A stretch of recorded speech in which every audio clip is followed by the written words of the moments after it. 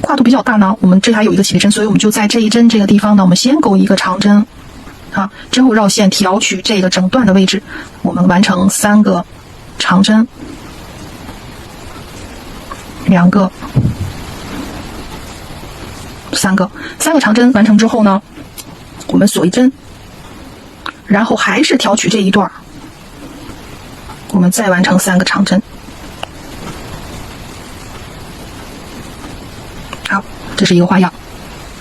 我们这一行呢就完全都是重复这样的，我们直接绕线调这一段，然后完成3个长针，锁一针，然后再调取同样的这一段，再完成3个长针。好，钩针呢实际上就是用比较简单的长针、短针、中长针还有加减针这样的一个组合来完成各种各样的花样，非常容易上手不像棒针还要计算还有各种各样的变化。好，这一行呢大家就自行勾过去就可以了。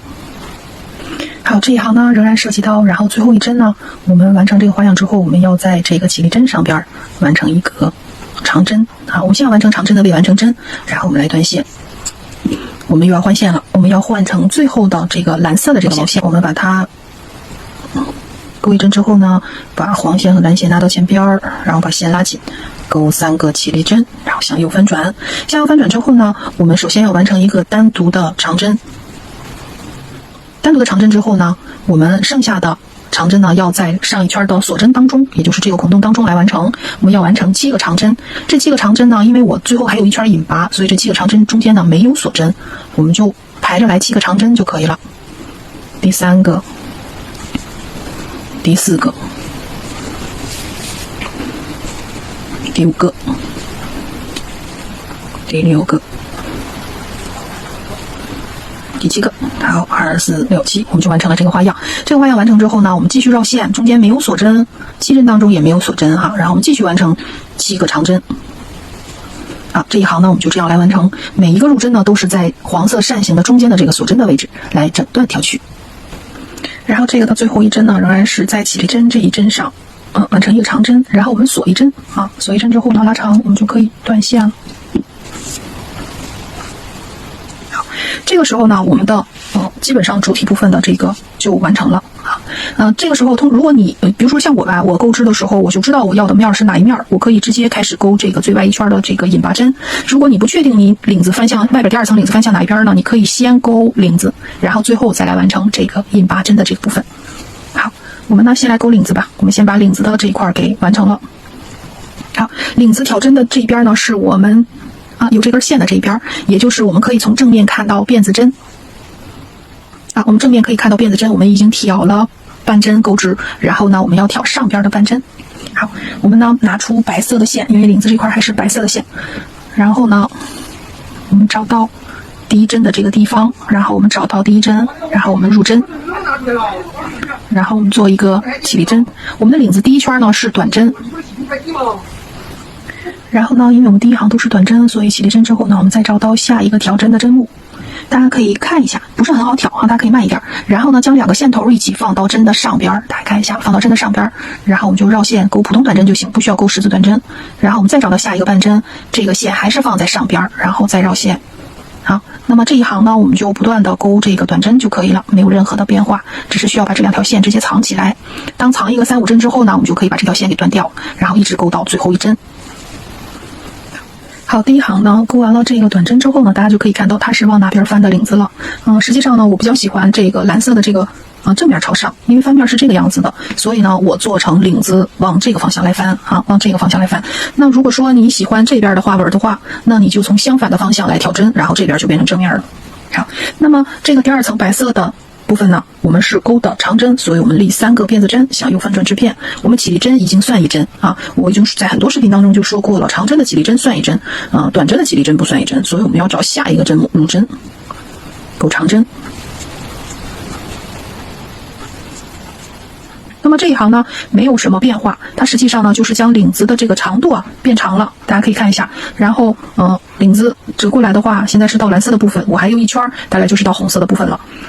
那么这一行呢大家就是不加不减的长针，大家就自行的钩就可以了。然后我们再来是领子部分的最后1圈，我们立1个起立针，然后翻转织片，然后呢在起立针的这个针目呢钩1个短针，然后呢，我们空2针，底下空2针，找到第3个针目，我们在第3个针目当中钩6个长针，1个、2个、3个、4个、5个、6个。好，6个长针之后呢，我们就形成一个半圆。我这里用的是4股的牛奶棉，如果用5股呢，大家可以把这个花样啊可以自行的增减，只要完成这个半圆，然后呢，我们底下再空2针，钩1个短针。好，这就完成了一组花样。我们再进行下一组，我们再空2针，然后入针，钩6个长针。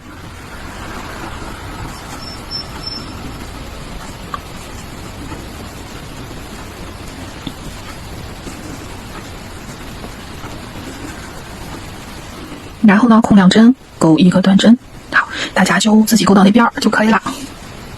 好，这一行呢我也钩完了。这个虽然我挤针的时候呢挤的是这个，我有一个地方讲错了，跟大家说一下哈。挤针的时候只要是3的倍数就可以。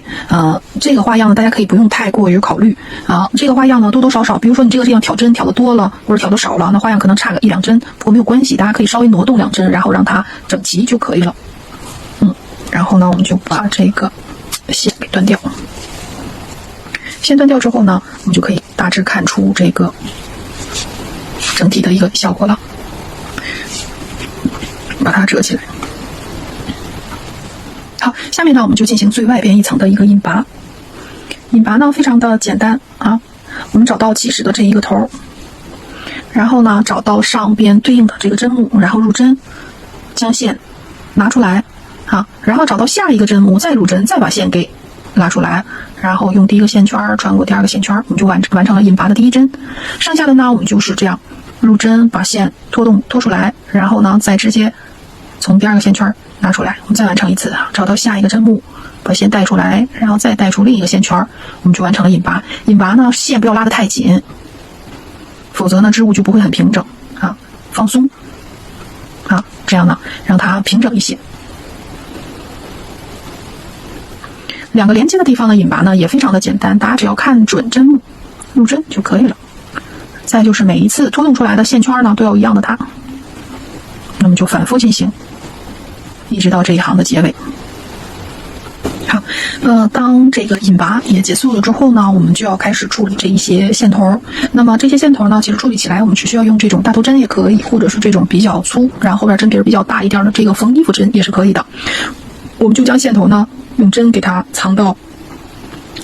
这些线当中，表面让它看不出来就可以了啊。然后这边的情况呢也都是一样的。这就是藏好的样子，不能说一点痕迹都没有，但是大概看上去还是可以的。所以呢，现在我们这个项圈基本上是完成了。我通常完成之后呢，还会给它稍微用那个熨斗给它烫平，让它更平整一些。不烫也是可以的。好，下面呢我们就要准备我们的丝带。我用的呢就是这种蓝色的这种丝带。这个蓝色丝带的头呢，我们先用这个给它打火机给它烧一下，这样呢它就不会散开。然后我们穿丝带的位置呢是这个领子的这个长针的这一圈，我们就可以每个2针或者每个3针，看大家喜欢的样子吧，然后来给它穿一下。然后我上一次教给大家可以钩那种小橘子或者是小樱桃，也可以用毛线绳拴上小樱桃，然后从这里穿过去也是可以的。这个就是看大家喜欢什么样子，然后就按照自己喜欢的那个来做就行。我们可以把这个丝带呢，因为孔很大，我们直接穿过这个大头针，然后呢我们就按照这个轨迹，比如说2针或者3针，这样给它穿一下，